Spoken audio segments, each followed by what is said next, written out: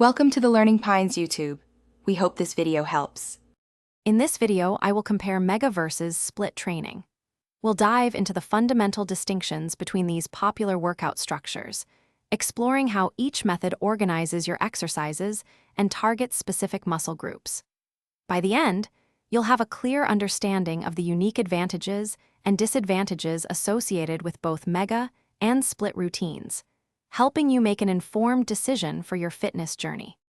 Mega training, also known as full body training, means you hit all your major muscle groups in one comprehensive session.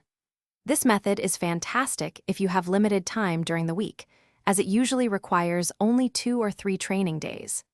While individual sessions might be longer, often 60 to 90 minutes, you're getting a complete workout, fostering overall strength and conditioning efficiently.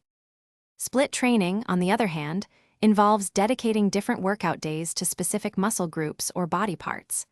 Popular examples include upper and lower body splits, or the push, pull, and legs routine. This approach allows for greater volume and intensity for each muscle group, potentially leading to more targeted growth. You'll typically train each muscle group 1 or 2 times per week. Deciding between mega and split training depends entirely on your personal goals and lifestyle.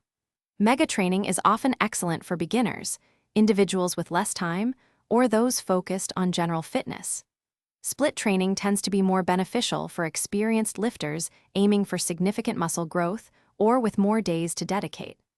Ultimately, consider your recovery, and don't hesitate to try both to see which method truly helps you thrive. Thanks for watching. Consider subscribing if we helped you.